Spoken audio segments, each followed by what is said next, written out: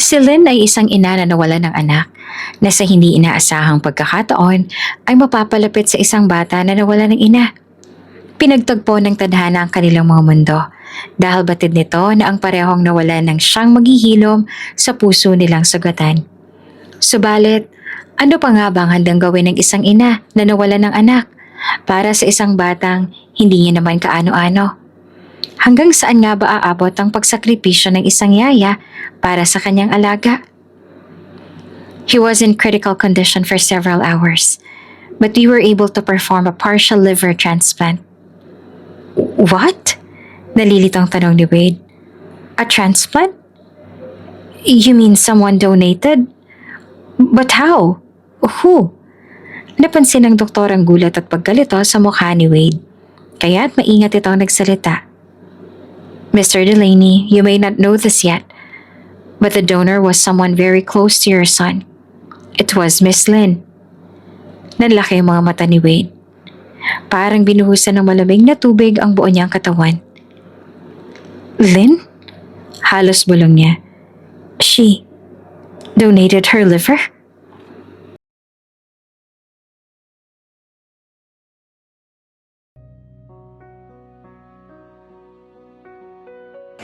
Mahirap para sa isang ina ang mawala ng anak. Ito ang pinakamabigat na sakit na naramdaman ni Lynn sa buong buhay niya. Isang sugat na hindi kayang paghilumin ng panahon at isang alaala na habang buhay niyang dadalhin. Noong mawala ang nag-iisang anak niya, isang inosenteng batang hindi man lang nagkaroon ng pagkakataong makapamuhay ng buo dahil sa kapabayaan ng sarili nitong ama. Pakiramdam ni Lynn ay nawala na rin ang bahagi ng kanyang sarili. Ang puso niya ay tuluyang nabiyak at ang bawat tibok nito ay tila humihiling na sanay siya na lang ang nawala, imbes na ang kanyang anak. Mula noon hindi na naging pareho ang kanyang mundo. Ang bawat gising sa umaga ay may kasabay na pagbangon ng sakit. Ang bawat katahimikan ng gabi ay may kalakip na bulong ng alaala. Kahit gaanong kasayang paligid, laging may kulang. Isang puwang na hindi niya maipaliwanag. Isang kasalatan na tila walang sino mang makakatugon. Walang halakhak, walang regalo. Walang yakap na makakatakip sa nawala. May kulang. Madalas siyang bulong habang nakatitig sa mga bituin sa gabi. May kulang na hindi kayang punan ng kahit anong yakap. May kulang na hindi na babalik. At kahit ilang taon pang lumipas, ang lumbay ay nananatili. Ang bawat Pasko ay tila may kakulangan. Ang bawat kaarawan ay isang paalala ng kawalan. Ngunit sa kabila ng lahat, pinili ni Lynn na mabuhay pa rin. Dahil naniniwala siyang kahit hindi na maibabalik ang anak na nawala, maaari pa rin makahanap ng bagong liwanag. Isang panibagong dahilan para bumangon. Isang bagong pag-aasa na maaaring hindi kapalit, pero pwedeng maging tulay upang muling maramdaman ang kahulugan ng buhay. Isang janitress si Lynn sa isang pribadong ospital sa Maynila. Mahigit 3 taon na rin siyang nagtatrabaho roon. Tahimik, masipag at walang reklamo sa buhay. Hindi man marangya ang kanyang kita, sapat na para sa kanyang katotohanang may trabaho siya at may dahilan para bumangon tuwing umaga. Matapos kasi ang pagkawala ng kanyang anak ay umalis na siya sa kanilang probinsya. Hindi niya na kasi kaya na manatili paraon ng matagal dahil naaalala niya lamang ang kanyang anak at ang naging kapabayaan ng dati niyang kinakasama, ang ama ng kanyang anak na si Brent. Natatandaan pa noon ni Lynn, nag-overtime siya sa kanyang trabaho dahil gusto niya makaipon ng malaki para sa paghahanda sa ikalawang kaarawan ng kanyang anak. Nang makatanggap siya ng tawag dahil sumugod daw sa ospital ang kanyang anak. Diabetic kasi si Brent, subalit hindi nabantayan ng ama nito dahil sa abala ito sa babae niyon. Iyon ang sanhi ng pagkamatay ng anak niya. At magpahanggang ngayon, pakiramdam ni Lynn ay masamang panaginip lamang ang lahat. Hindi niya pa rin matanggap na wala ng anak niya. Isang araw, habang naka-assign si Lynn sa 3rd floor ng hospital kung saan naroon ang mga VIP rooms ng mga pasyente, natanggap niya ang utos mula sa head nurse na linisin ang loob ng room 307. Isa raw itong kwarto ng isang batang pasyente na anak ng isang mayamang pamilya. Pagkapasok niya roon, tahimik ang silid. Malinis ang paligid. Ngunit may bahid ng lamig at lungkot ang atmosphere. Naroon sa kama ang batang lalaki, mga 6 na taong gulang siguro, at mahimbing ang tulog. Kulot ang buhok, maputi, matangos din ang ilong na para bang anak ng isang artista. Halata sa unang tingin pa lang na may lahi ito. Habang nakatingin siya sa bata, ay wala sa sarili na napangiti siya. Para siyang isang anghel, sabit niya sa kanyang sarili. Hindi na nag-aksaya ng oras si Lynn. Tahimik siya nagwalis, nagpunas ng mga cabinet at tinasikaso ang mga dapat linisin. Matapos iyon, dumiretso siya sa CR ng silid para linisin naman ang loob. At habang abala siya sa pag-scrub ng tiles, narinig niya mula sa labas ang tinig ng isang nurse. Nagising na siguro ang batang lalaki.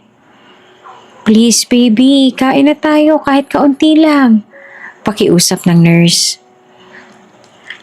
"Ayoko po," sigaw ng bata. Halos paos na sa pag-iyak. "Ayoko, ayoko."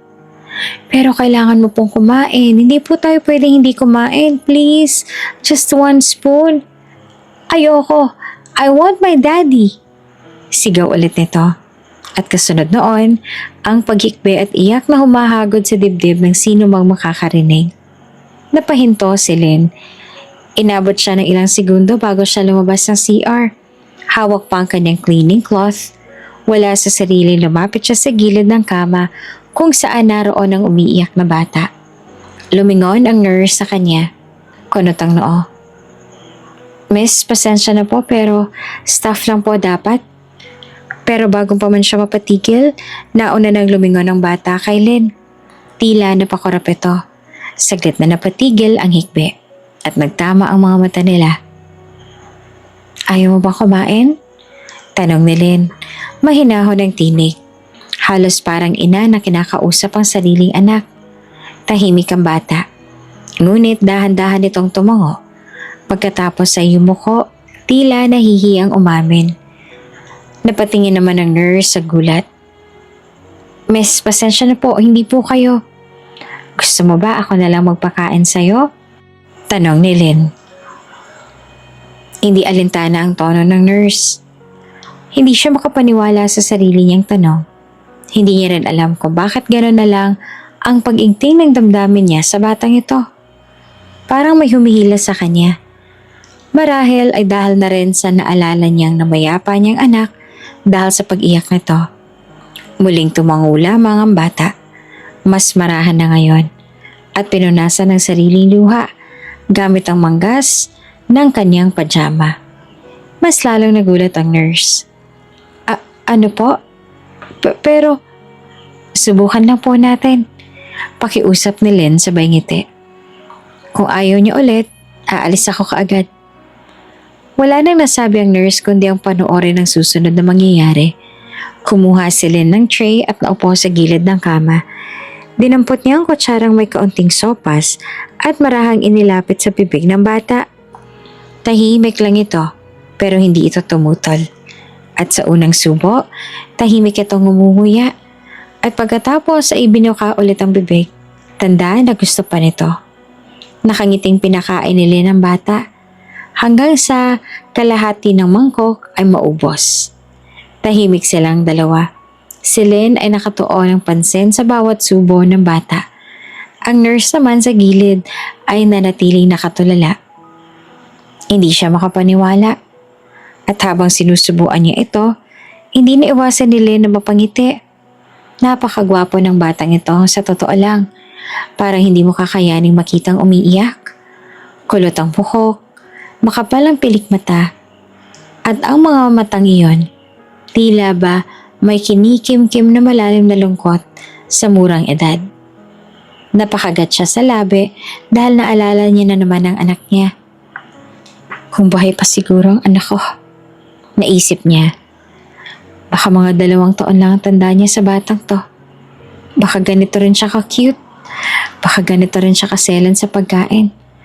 Baka ganito rin siya ka-sensitive. Baka.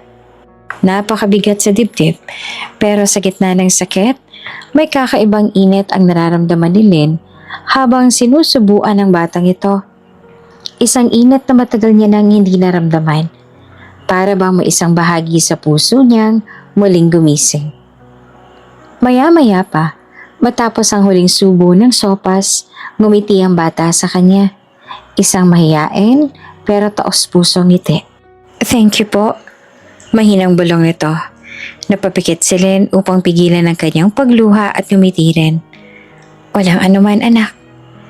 At sa mismong sandaling yon, tila may puwang sa puso niyang unti-unting napupunan. Hindi kapalit, hindi pamalit. Pero isang paalala na kahit ang pusong basag ay pwede pang muling mapainit ng pagmamahal. Hindi na maalis sa isip ni Lynn ang batang iyon. Para bang sa unang pagkikita pa lang nila ay may koneksyon na kaagad siyang naramdaman. Isang pakiramdam na hindi niya maipaliwanag. Sa tagal niya nagtatrabaho bilang isang janitress sa ospital, sanay na siya sa pagdaan ng mga pasyente. May iyak, may ngiti, may takot, may pag-asa. Pero kakaiba ang batang iyon. Mula nang pakainin niya ito, para bang bahagi na ito ng kanyang araw. Para bang hindi na kompleto ang araw niya kapag hindi niya ito nakita. Habang naglilinis siya ng hallway ay napahinto siya paminsan-minsan. Hindi dahil sa pagod, kundi dahil sa pag-aalala sa batang may kulot na buhok at mga matang tila ba kumikislap sa tuwing siya'y tinitingnan. Naisip niya na kung buhay pa sana ang kanyang anak, baka pareho rin silang masayahin, malambing at kapwa may magagandang mata. Sa tuwing iniisip niya iyon, may kaunting hapdes sa kanyang puso. Isang sakit na paulit-ulit niyang tinitiis sa bawat araw ng kanyang buhay. Habang abala siya sa paglalampaso sa sahig, biglang lumapit sa kanya ang isang nurse. Nagtaka siya. Hindi naman karaniwan na tinatawag siya ng nurse na iyon. Lynn, tawag nito sa kanya. Napatingin siya. May bahagi ng pagtataka sa kanyang mukha. Bakit po? Pwede ho bang makiusap? Kailangan ko kasi ng tulong ninyo. Mahina ngunit nag-aalalang sabi ng nurse. Ha? Anong tulong? Tanong ni Lynn. Yung bata po sa VIP room? Yung sinubuan mo noon ayaw kumain? Ayaw niya na namang uminom ng gamot eh. Sobrang tigas ng ulo. Ayaw namin pagalitan kami ng kanyang ama. Kaya naisip namin, baka po sakaling sa inyo sumunod ulit. Saglit na natahimik si Lynn. Hindi niya inaasahan iyon. Ako? Tumango ang nurse. Napansin namin sa inyo lang siya naging kalmado kahapon. Pakiramdam namin, may tiwala siya sa inyo. Kaya sana subukan mo lang ulit. Baka sakali. Humugot ng malalim na hininga si Lynn bago tumango. O sige, susubukan ko. Pagdating nila sa VIP room, agad niyang narinig ang pag-iyak ng bata mula sa loob. Bukas ang pinto at nakita niya ito sa kama. Yakap ang isang unan habang pinipigilan ng mga nurse na maluharin sa pag-aalala.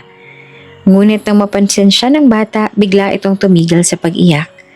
Napakurap ito ng ilang beses at saka ibinuka ang mga braso. Isang simpleng kilos pero ang ibig sabihin ay malinaw. Gusto nitong yakapin siya. Napalunok si Lynn at parahang lumapit. Umupo siya sa gilid ng kama at inayaang magdikit ang katawan nilang dalawa. Mahigpit siyang niyakap ng bata. Para bang matagal na silang magkakalala. Wala siyang imik. Hinaplos niya ang likod nito. Pinakiramdaman ng tibok ng munting puso. Tumigil na ito sa pag-iyak at sa wakas, nagsalita si Lynn. Huwag ka na umiyak. Kailangan mo lang na uminom ng gamot para gumaling ka na at maging healthy ka na ulit. Pero it's so mapait. I hate it. Oo, mapait talaga yun. Pero mawawala rin naman kapag uminom ka ng tubig o di kaya'y kumain ka ng candy. Tsaka para gumaling ka na. Ayaw mo pa bang gumaling ka? Lumayo sa kanya ang bata, tsaka tumingin sa mga mata niya. Gusto na rin po. Kung ganon, kailangan mong uminom ng gamot. Pagkatapos ay hinarap niya ang mga nurse. Yung gamot, paabot nga po. Nang iabot sa kanyang maliit na kutsarang may gamot, mahinahon niyang kinausap ang bata. Kailangan mo itong inumin anak ha, para gumaling ka kaagad at makauwi na kayo. Gusto mo ba yon? Tumingin lamang ang bata sa kanya. Tsaka dahan-dahan tumango. Ngumiti si Lynn sabay inabot ang gamot. Good boy! Sige, open your mouth. Walang alinlangan, ibinuka ng bata ang bibig nito at ininom ang gamot. Hindi na ito nagreklamo, hindi umiwas, hindi nagtampo. Para bang sapat ng silin ang nag-aabot upang ito ay magtiwala. Habang pinapanood siya ng mga nurse, napapailing ang mga ito sa hindi makapaniwalang pagkilos ng bata. Si Lynn naman, bagamat ngiti sa labi, ay may munting luha sa kanyang mata. Isang pagnanais na sana sa ibang mundo, sa ibang pagkakataon, ang batang ito ay maaari niyang ituring na kanya. Sa sumunod pang mga araw ay lalo lang napalapit si Lynn sa batang si Asher. Hindi man niya inaasahan ay tila ba nagkaroon agad ng espasyong malaki sa puso niya ang bata. Sa tuwing may pagkakataon, binibisita niya ito sa VIP room upang kamustahin, pasayahin o pakainin sa oras na tumanggi ito sa pagkain o gamot. At laging may ngiti sa mga labi ni Asher sa tuwing makikita siya. Isang ngiting tila ba matagal na silang magkakalala at hindi lang basta estranghero sa isa't isa. Gayunpaman, ni minsan ay hindi pa niya nasilayan ng ama ng bata. Wala ni Anino. Ngunit palagi itong nababanggit ni Asher sa kanilang mga usapan. Mabait po ang daddy ko, kwento ni Asher habang nakasandal sa balikat niya habang pinapatulog niya ito. But he's always busy with work. He travels a lot. Marami po kasi siyang business kahit po sa ibang bansa. But I hope na ma-meet niyo po siya someday. Napangiti si Lynn. Pinisil ng marahan ang maliit na kamay ng bata. Sigurado ako na darating din ang araw na makikilala ko siya. At kapag nangyari yon, sasabihin ko sa kanya kung gaano kakabait at katapang na anak niya. Nagningnay ang mga mata ni Asher. Really po? Oo naman, sagot ni Lynn sabay ngiti. Sigurado ako na magiging proud siya sa'yo.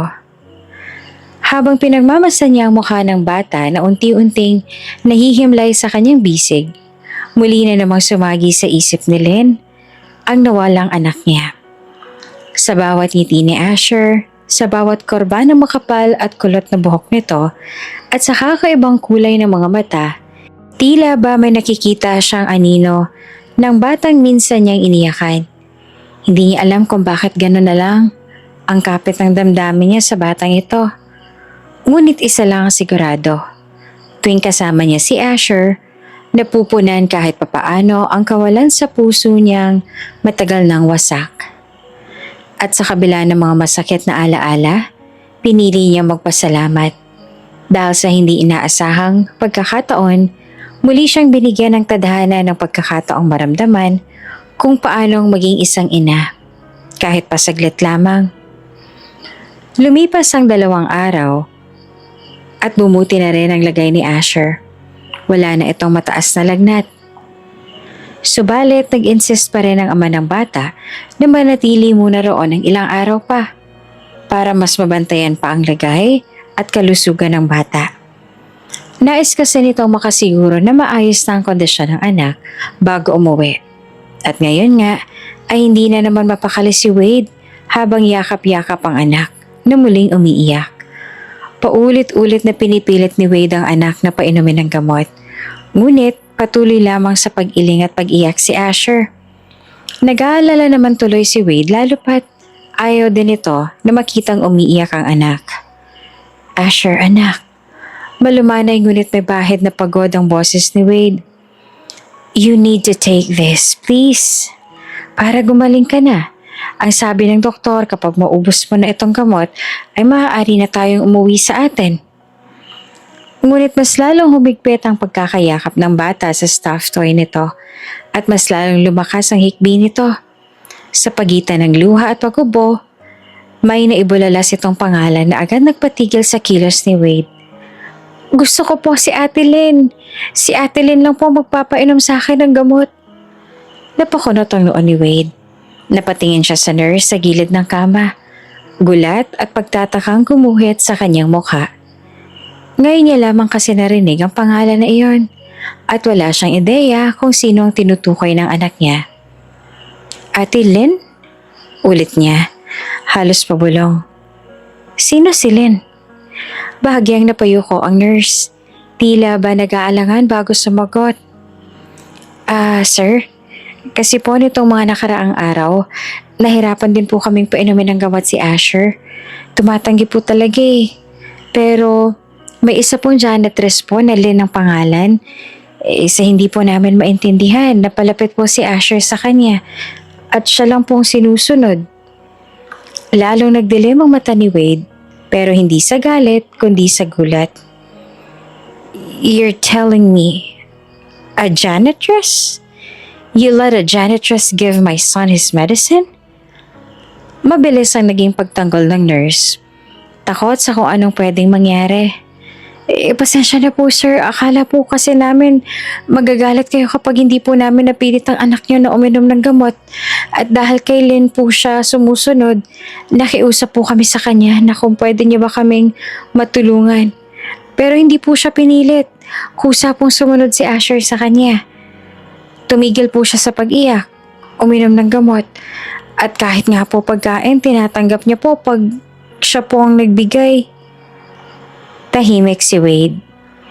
Nang ilang saglit, inayos niya ang pagkakaupo. Hawak pa rin ang basong may gamot.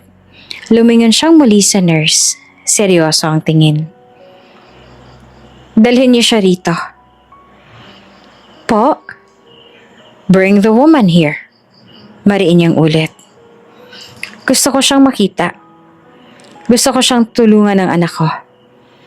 He needs to take his medicine. Laking gulat ng mga nurse na sa halip na magalit ay hiniling pa nitong makita ang naturang babae. Agad-agad silang nagsikilos. Opo sir, susunduin po agad namin si Lynn. Habang lumalabas ang nurse ng silid, naiwan naman si Wade na muli ay nakatingin sa anak na tahimik na ngayong nakaakap sa laruan. Sandali lamang anak ha, susunduin lang nila si Ate Lynn mo. Pupunta siya dito. Wika ni Wade nang marahang hinimas ang likod ng umiiyak na si Asher. Tumango ang bata at bahagyang kumalma. Daddy, she's really kind. I want her. She's so nice to me. Sabay tingin sa ama na para bang nakikiusap. Napakunot ang noon ni Wade at napaisip. Sino ba ang Lynn na paulit-ulit na binabangkit ng anak niya? Ilang saglit pa ay bumukas ang pinto. Pumasok ang dalawang nurse at kasunod nila ay ang isang babaeng halos hindi makatingin ng diretso. Sa halip na pumasok ng may kumpiyansa ay halatang ang kaba sa mukha nito. Para bang isa itong maliit na usang pumasok sa kulungan ng leon. Pagkakita ni Asher sa babae ay agad itong nabuhayan at napangiti rin. Ate Lynn! At ingunat ang kamay tila ba sabik na sabik. Sinundan ni Wade ang tingin ng babae. Tiningnan niya ito mula ulo hanggang paa at mapapansin sa mukha ng babae ang takot. Yumuko ito ng malalim bilang pagbibigay galang sa kanya. Bumaling muli si Wade sa anak niya ngayon ngiti-ngiti na. Tila ba nawala na ang sakit at pagod? Daddy, siya po magpapainom sa akin ng gamot, okay lang po ba? Tanong ni Asher sa mahinang tinig. Tahimik na tumayo si Wade mula sa gilid ng kama. Itinoon niya ang paningin kay Lynn at sa unang pagkakataon, nagtagpo ang kanilang mga mata. Nagtama ang kanilang mga titig. May kaba sa mga mata ng babae. Habang si Wade ay nagtataka pa rin kung ano ba talaga ang koneksyon ng anak niya sa babaeng ito. Huminga ng malalim si Wade at tumango. Please, help him take his medicine. Tumango rin si Lynn at dahan-dahang lumapit sa bata. Maingat niyang kinuha ang gamot mula sa nurse at naupo sa gilid ng kama. Asher, kailangan mo tong inumin para gumaling ka kaagad para makauwi na kayo ng daddy mo ha? Walang pag-aalinlangan sumunod si Asher. Mabilis niyang ininom ang gamot at muling yumakap kay Lynn. Habang pinagmamasdan ni Wade ang tagpong iyon, hindi niya naiwasang mapansin ang kakaibang saya sa mukha ng anak. Isang ngiti na matagal niya nang hindi nakikita. At ang mas nakakagulat pa, ininom nga nito ang gamot na dati pinagtatalunan pa nila. Ngayon, walang reklamo. Ngayon niya lang nakita na ganitong kamasunurin ng kanyang anak. Although, mabait naman talaga na bata si Asher, pero ni minsan, hindi ito naging ganon ka-comfortable sa ibang tao. Ngayon lang. Hindi pa man tuluyang i-atras ni Len ang kanyang kamay mula sa pagbibigay ng gamot, muling nagsalita si Asher sa malambing at pakiusap na tinig. Ate Len, pwede po ba? Ikaw na rin po magpakain sa akin? Subuan mo po ako, please. Napalingon si Len kay Wade. Tila nangihingi ng pahintulot. Hindi naman makatanggi si Wade kahit pa ngayon niya palang nakikita ang babaeng ito. Ay kitang-kita sa mga mata ng anak niya kung gaano itong nagtitiwala sa babae. Tumango lamang si Wade. Hindi nagsalita. Isa iyong simpleng tango. Ngunit sapat na para kay Len na lumapit muli sa bata at pumwesto sa gilid ng kama, kung saan naroon ang tray ng pagkain. Marahan ay may pag-iingat ang kilos ni Len habang sinusubuan si Asher. Napapansin naman ni Wade kung paano itong maingat sa bawat galaw, kung paano sinusulyapan ng bata sa bawat subo. Sinisiguradong maayos itong umumuya.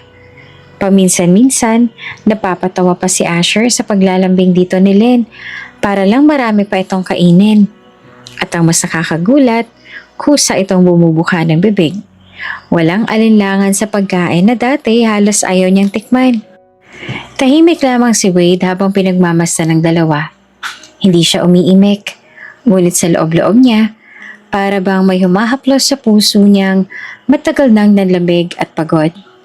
Sa unang pagkakataon matapos ang napakahabang panahon, nakita niya ulit ang anak niyang masigla, masaya, masiglang masaya.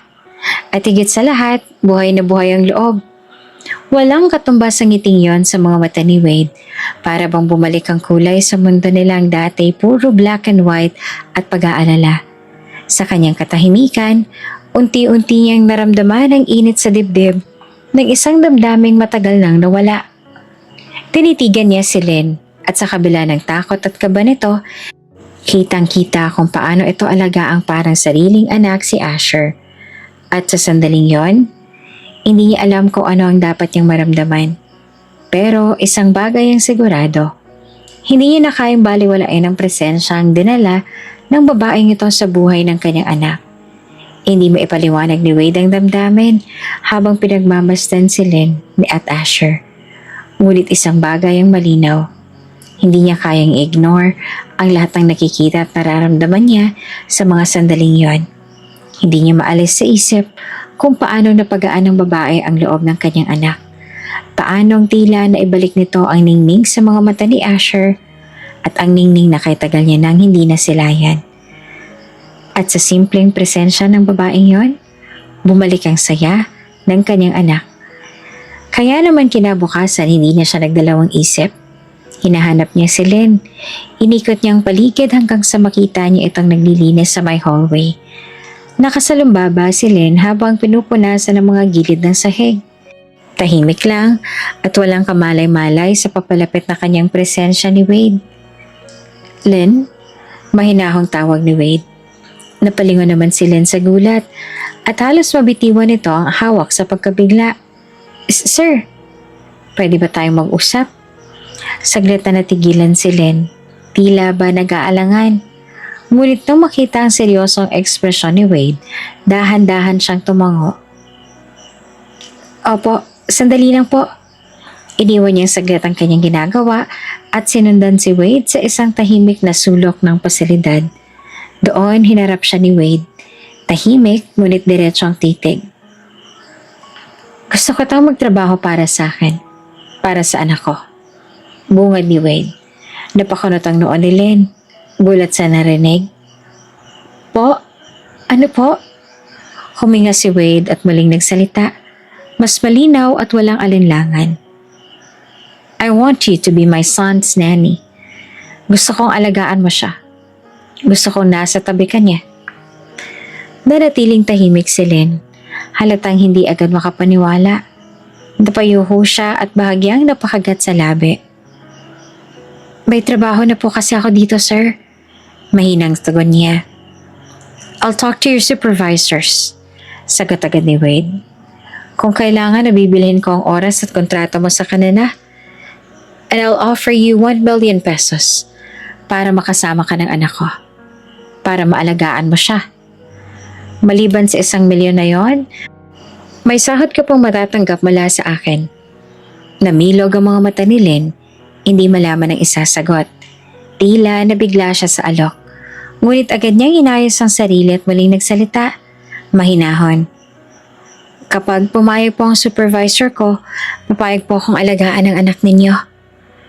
Kung gano'n ay pinakausapan ko sila. Pagka-uwi ng mag-ama mula sa ospital, tila nawala ng sigla si Asher. Tahimik lang ito nakaupo sa sofa habang nilalaro ang mga daliri. Halatang malungkot. At napansin niyo ni Wade kaya nilapitan nito ang anak at mahinahong nagsalita.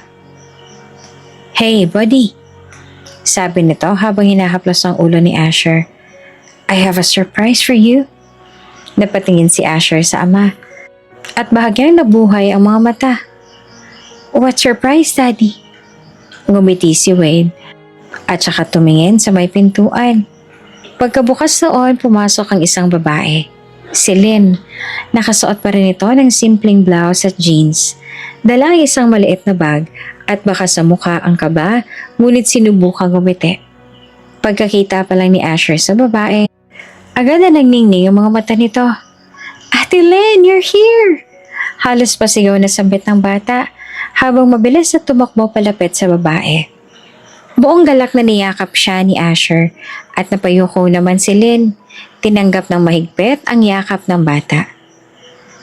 I'm so happy to see you again, Ate Lynn.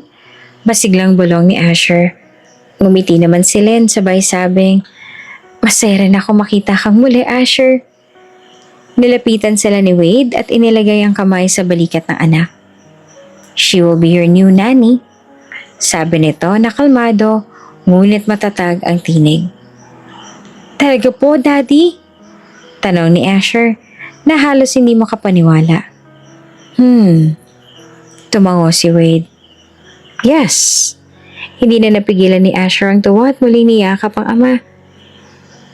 Thank you, Daddy. Sunod-sunod itong sabi habang hindi na maitago ang ngiti. Napangiti rin si Wade at pinanood ang tagpong iyon. Sa isip-isip ni Wade sa mga sandaling yon, mabuti na lang at nagawa niyang makausap ang supervisor ni Lynn. At pumayag ito na kunin niya si Lynn bilang yaya ng anak. Nang dahil doon, ay nakitang muli ni Wade na ganito kasaya ang anak. Magmula ng opisyal na magsimula si Lynn sa bago niyang trabaho bilang nani ni Asher, taimtim niyang ipinangako sa sarili na gagalingan niya, hindi lang dahil sa pangangailangan niya ng trabaho, kundi dahil sa kakaibang koneksyon na agad niyang naramdaman sa bata. Mula pa lamang noong una nilang pagkikita, ramdam niya nang may puwang si Asher sa puso niya. Isang puwang na hindi basta-basta maipapaliwanag. Sa kabutihang palad, hindi siya nahirapang mapalapit sa bata. Sa katunayan, tila si Asher pa nga ang unang lumapit. Na para bang matagal na silang magkakilala. Nagsimula ang bawat araw sa masiglang "Good morning, Ate Lynn" ni Asher, na sinasagot naman niya ng isang ngiti at yakap bago siya magtuloy-tuloy sa kusina upang ihanda ang agahan ng bata. Palagi niyang sinisigurado na may prutas sa tabi ang ng breakfast nito. May gatas na mainit na may tamang timpla ng tsokolate. At kung minsan ay tinutulungan pa siyang magiwa ng tinapay ni Asher habang nagkukwentuhan sila. Pagkatapos kumain, aalalayan niya si Asher sa pag-inom ng gamot at bitamina nito. Lagi niyang sinisiguro na hindi ito makakalimot kahit isang beses. May naalala po akong kwento sa school. Sambit ni Asher minsan habang nililigpit ni Lynn ang pinagkainan. Agad siyang naupo sa tabi ng bata at hinayaan itong magkwento. Talaga? Ano naman yun? Tanong ni Lynn. habang nakatuon ang buong atensyon sa bata. At doon sa sunod na isang mahaba at masayang kwentuhan na para bang silin lang ang unang taong tunay na nakinig kay Asher ng buong puso, tinatawanan niya ang bawat joke ng bata. Kahit pa corny at sineryoso ang mga taong kahit gaano pa ito kasimple o kaimposible gaya ng Ate Lynn, bakit kaya may mga dinosaur dati pero wala na ngayon? O sa tingin niyo po, may angels po ba sa ilalim ng kama ko?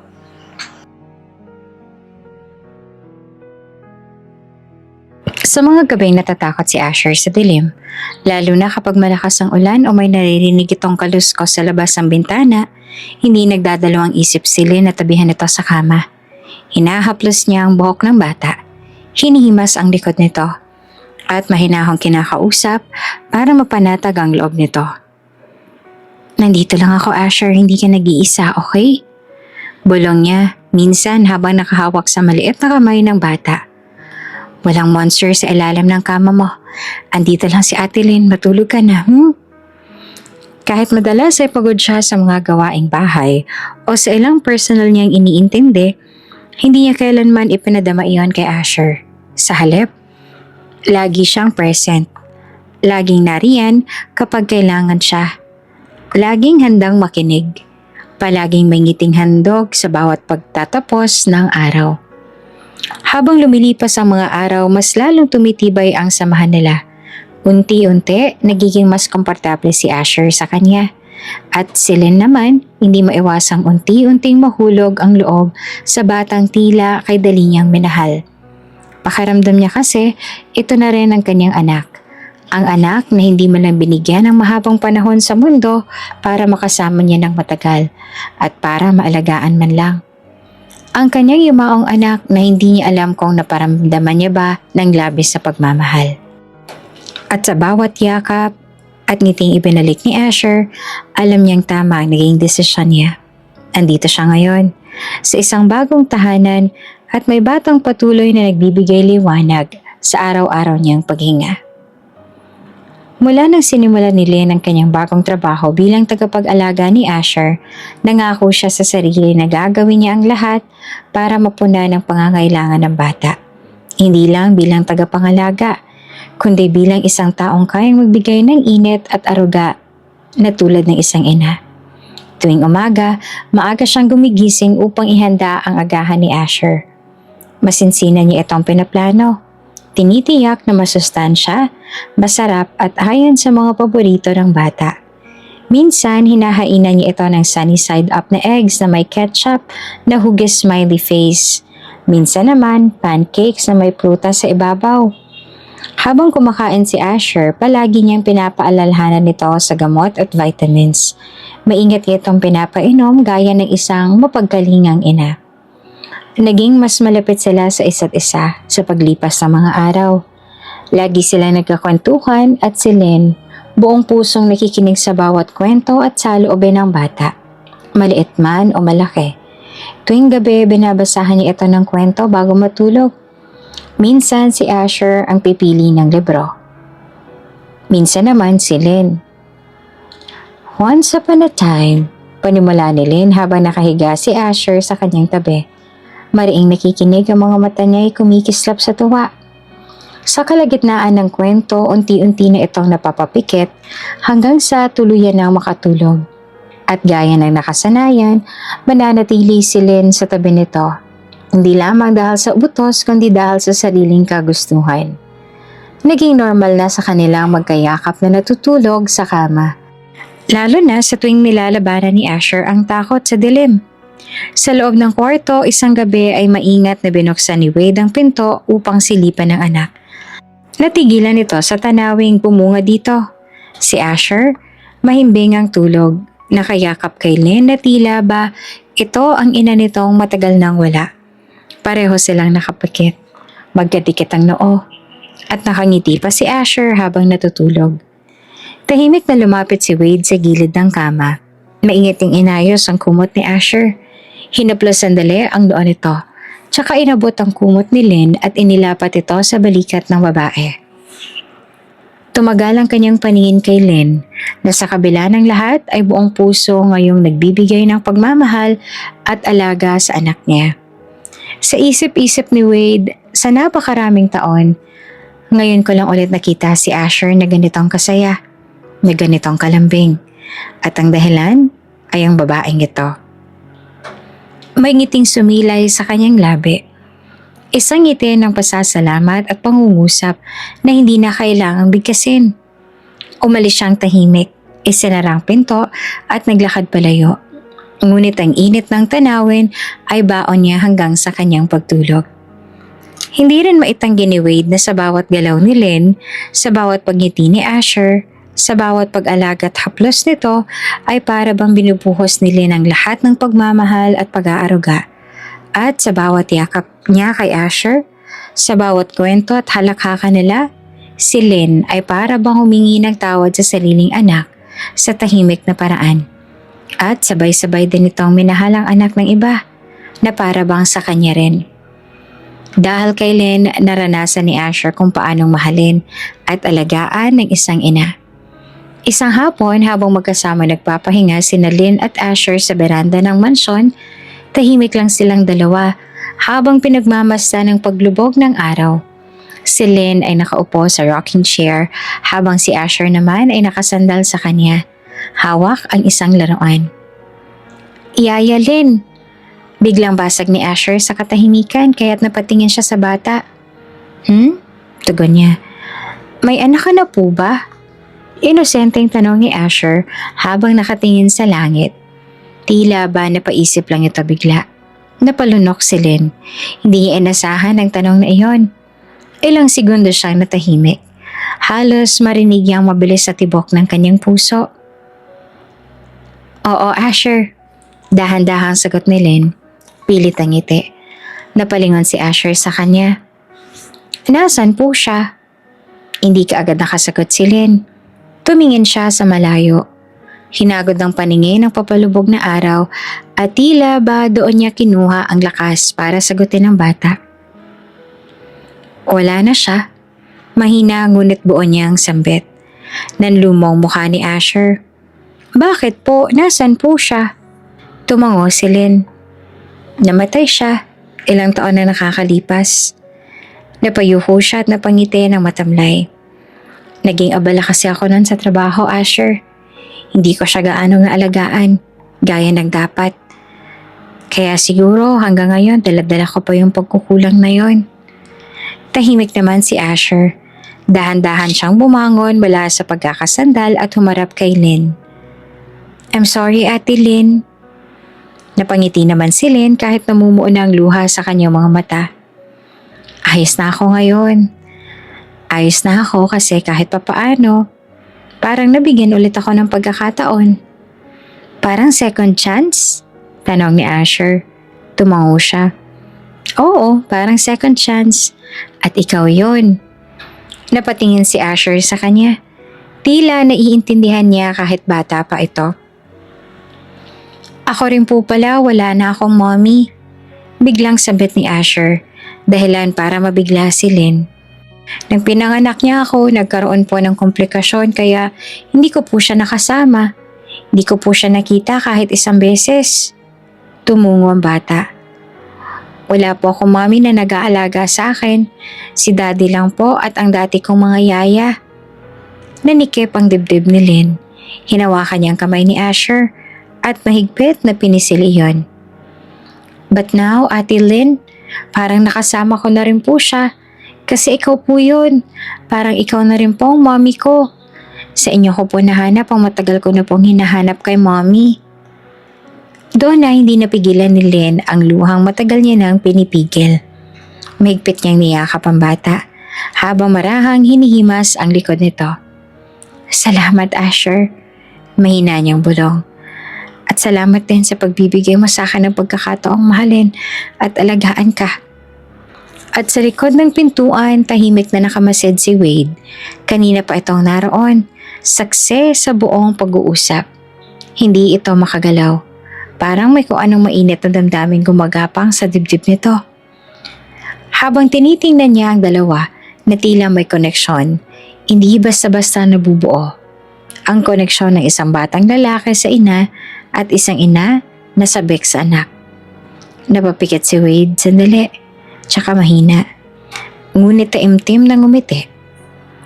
Maagang bumangon si Lynn. Pagsilip niya sa kusina, laking gulat niya na makita si Asher na nakatayo sa stool. Pilit inaabot ang frying pan. Asher! Gulat niyang tawag. Baka mahulukan ka niyan. Napalingon ang bata at ngumiti. Gusto ko lang po sanang magluto ng itlog para sa'yo, Ate Lynn. Nanlambot naman ang puso ni Lynn. Nilapitan niya ang bata at inakay pababa. Kung gusto mo magluto, turuan na lang kita. Delikado kapag ikaw lang mag-isa, baka mapahamak ka pa. Talaga po? Oo naman. Tara, sige. Simulan na natin bago pa maubos ang oras. At doon nagsimula ang kanilang simpleng bonding. Tinuruan ni Lynn si Asher kung paano magbasag ng itlog kahit una ay puro shell ang napasama. Maghalo ng pancake mix at maglagay ng palaman sa tinapay. Nang matapos, sabay silang kumain. Masaya si Asher habang inuubos ang sarili niyang lutong pancake. Ang sarap po nito kahit medyo sunog. Biro nito. Napatawa si Lynn. Next time, hindi na sunog. Promise. Ang haba na ng buhok mo. Punapan ni Lynn isang araw habang nagsusukli kay Asher. Opo, ayoko pong ipagupit dati kasi sabi nila cute daw. Pero hindi ka ba naiinitan? Medyo po. Gusto mo ba na ako na lang magupit sa'yo? Nagningning ang mga mata ni Asher. Talaga po? Oo naman, magaling din kaya ako magupit. At matapos niyang magupitan ng buhok nito, proud na ipinakita ni Asher sa ama ang bago nitong hairstyle na masaya naman at pinuri ng ama nito. Umulan ng malakas isang gabi. Biglang kumulog ng malakas. Kaya't napasugod si Asher sa kwarto ni Lynn. Ate Lynn! Tawag nito na natatakot at may dalang kumot. Halika! Sabi naman ni Lynn sabay tapik sa kama dahil alam niya natatakot ito. Dito ka na lang matulog. Humiga si Asher sa tabi niya, yakap ang kumot. Natatakot po ako sa kwarto ko kasi para pong may multo doon sa may veranda.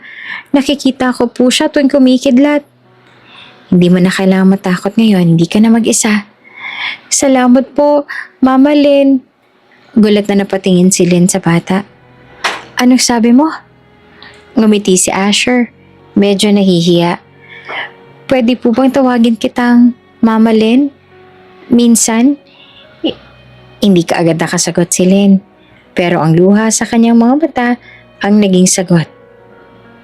Oo anak. Oo naman. Napakasaya ni Lynn na marinig na tawagin siya nitong mama kahit naiisip niya ang anak niya at pakiramdam niya ang batang ito ay kanya talaga at hindi niya lang basta alaga. Isang araw, habang naglilinis si Lynn sa kwarto ni Asher, may nakita siyang papel na may guhit. Isa iyon drawing, isang babae at isang bata na magkahawak kamay. Sa taas ng papel may nakasulat, My dream came true. Thank you, Mama Lynn. I have a mommy now. Hindi niya napigilang maluha. Napaupo siya sa kama at marahang hinaplos ang sulat. Sa sumunod na araw ay naadik si Asher sa panonood ng cartoons na halos ayaw na nitong matulog ng maaga. Ay syempre, hindi naman hinayaan ni Lynn na magpatuloy iyon dahil sa ayaw niya na muli magkasakit ang bata. Lalo pa at nangako siya na aalagaan niyang mabuti ang bata. Tahimik kayo ng buong bahay. Tanging ang mahinang tunog ng wall clock at ang marahang paghalo ni Lynn ng butter sa isang malaking stainless bowl ang naririnig sa kusina. Suot niya ang simpleng apron at nakapusod ang kanyang buhok. Sa tabi ng mesa ay nakalagay ang ilang sangkap. Flour, cocoa powder, sugar, butter at itlog. Inihanda niya ito habang abala sa pag-aasikaso. Panakanak ang sumusulyap sa recipe sa kanyang cellphone. Tahimik na lumapit ang isang anino mula sa likod. Nang bubukas ang ilaw sa gilid ng kitchen doorway, napaigtad si Lynn. Napalingon siya at muntik nang mabitiwan ng bowl. Sorry, hindi ko intensyong gulatin ka. Agad na kumalma si Lynn nang makita na si Wade ang taong iyon. Sir, good evening po. Akala ko kung sino, nagbe-bake lang po ako. Naglakad naman ito palapit sa kanya. Cake? May special bang okasyon bukas? Umiling si Len. Wala naman po. Nangako lang ako sa kanya na kung matutulog siya ng maaga, may surprise ako. At mahilig po pala siya sa chocolate cake, kaya cake na lang po ang naisip ko na i-surprise sa kanya. Tumango-tango ito at napangiti rin. You're spoiling him too much. Deserve naman po niya, napakabait niya pong bata. Kailangan mo ba ng tulong? Hindi pa naman ako inaantok so I can help you. Ha? Ay hindi na po, kaya ko na po ito. Maagap niyang tanggi dahil ayaw naman niya na abalahin pa ang boss. I insist, tutulungan kita. I want to do something for him too. I've been missing a lot dahil sa trabaho. Napatingin si Lynn sa lalaki at sa unang pagkakataon ay nakita niya ang lambot sa paningin ni Wade. Mukhang seryoso nga talaga ito na makabawi man lang sa anak kung kaya naman hindi niya na ito tatanggihan. Bagya siyang ngumiti at tumango. Sige po, pwede niyo pong i-mix ito habang ako naman na maghahanda ng baking pan. Okay. Tinanggap ni Wade ang bowl at spatula. Medyo clumsy pa sa umpisa, kaya tumatalsik ang kaunting batter sa polo nito. Dahan-dahan niyo lang pong paghalo sir, nadudumihan po ang polong suot ninyo. Oh, sorry. Medyo nahihiya pang sabi nito. Ngayon ko lang ata ginawa to. Ulit mula college, I forgot how messy it could be. Nagpatuloy silang dalawa. Nagkakatinginan paminsan-minsan. Masaya ang gabing yun. Simple, pero may bigat ng emosyon. Isang lalaki na gustong bumawi sa anak at isang babae na gusto namang ibuhos ang natitirang pag-aaruga sa isang batang matagal nang naghahanap ng pagmamahal. Thank you for doing this for him. Seryoso taos pusong sabi ni Wade. Masaya po ako na ginagawa ko to para kay Asher. Habang nagbubuo ng cake mixture si Wade at Lynn, unti-unti namang napupuno ng tawanan at gaan ang maliit na kusina. Magkaharap sila sa mesa habang nagmimix ng ingredients. Paminsan-minsan ay natatawa si Wade kapag nahihirapan si Lynn sa pagbukas ng isang garapon ng peanut butter na isasahog sa chocolate mix.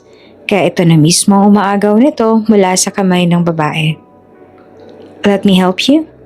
Nakangiting sabi ni Wade habang marahang kinukuha ang garapon mula kay Lynn. Salamat po.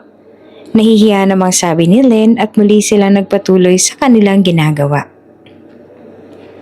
Habang abala sa paghahalo si Wade, hindi nito na malayang may flour na naiwan sa gilid ng pisngi nito. Napansin ito ni Lynn at hindi siya nakatiis. At sa isang iglap, iniangat niya ang kanyang kamay para punasan ito. Gulat naman na napatingin sa kanya si Wade. Natigilan si Lynn sa ginawa. Parang biglang bumagal ang oras. Agad niyang binawi ang kamay, ramdam ang init sa kanyang pisngi. Sorry po. Instinct lang po yun. May harina po kasi sa mukha mo. Ngunit imbes na magalit, ngumiti lamang si Wade. Malumanay, parang hindi sanay ngumiti. Pero ngayon ay parang natural na natural. Thank you. Nito sabay balik ng atensyon sa mixing bowl. Hindi na nakapagsalita si Lynn. Tinuloy na lang niyang paghahalo ng icing. Oops! May break muna. Gusto mo bang ma-shoutout dito sa channel ni Ate Jane? Mag-comment lang ng lesson you learned from the latest story uploaded. Dahil pipili kami ng isang best comment of the day para i-shoutout sa susunod na upload. Kaya huwag kalimutang mag-iwan ng lesson you learned after you watch this video. Maraming salamat! Shoutout nga pala kina Eugene Jimenez from Arizona, USA. Username @Susan from Belgium. At Nina Daen from Jose Panganiban, Camarines Norte. Sa ating mga taga-subaybay, paki-comment naman po sa baba kung taga saan kayo para alam ko kung hanggang saan umaabot ang mga kwento ni Ate Jane at para may shoutout ko rin kayo sa mga susunod pa nating mga kwento. Maraming salamat po sa patuloy na pakikinig.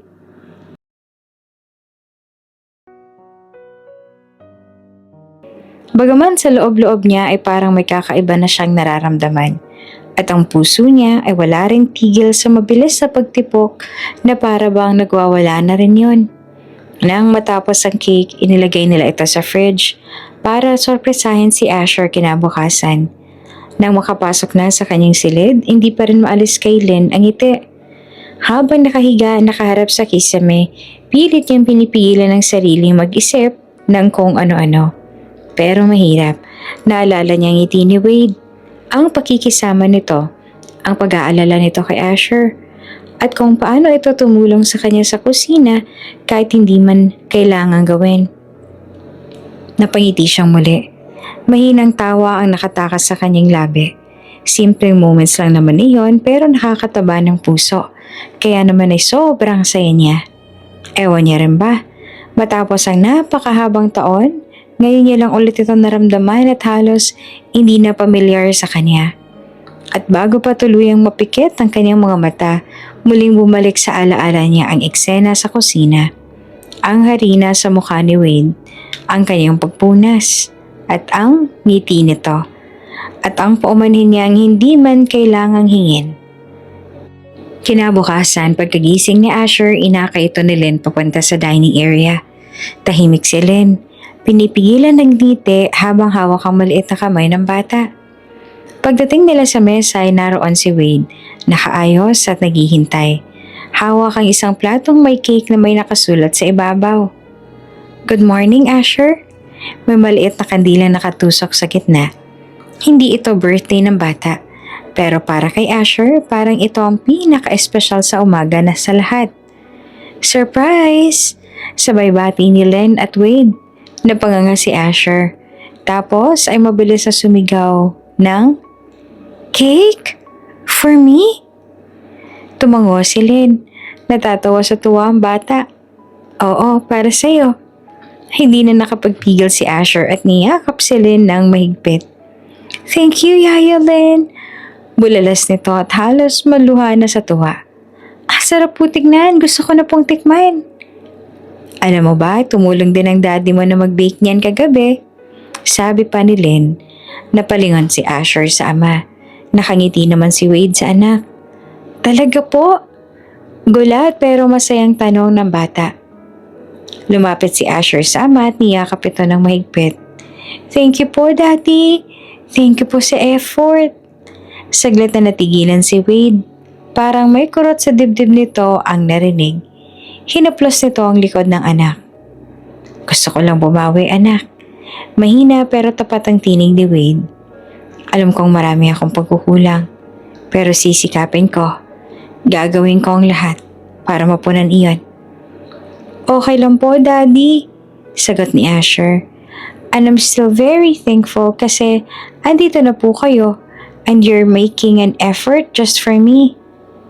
Hindi na nagsalita si Wade. Imbes ay marahang niyakap pabalik ang anak.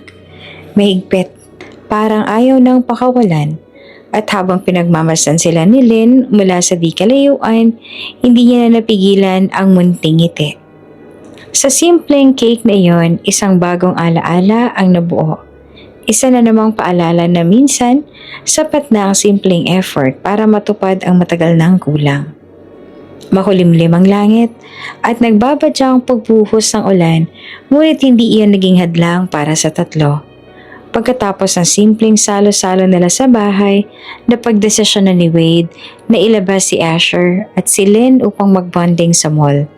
Pagkarating nila sa loob, agad na kumapit si Asher sa kamay ni Lynn habang naglalakad.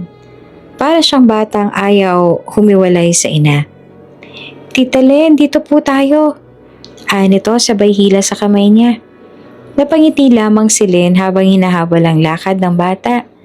Ilang hakbang pa, biglang humawak si Asher sa kamay ng ama. Kaya't sa gitna ng mall, nakitang magkahawak kamay silang tatlo. Si Asher sa gitna, hawak ang kamay ng ama at ni Lynn na para bang isang masayang pamilya. Sa bawat lakad nila, kitang-kita ang saya sa mukha ng bata. Tinuturo nito ang mga gusto nitong puntahan. May arcade, may toy store, may ice cream stall. Daddy, pwede tayo maglaro doon? Tanong ni Asher sabay turo sa arcade. Syempre naman. Agad na tugon naman ni Wade sabay kindat kay Lynn. Lahat ng gusto mong puntahan ngayon, pupuntahan natin.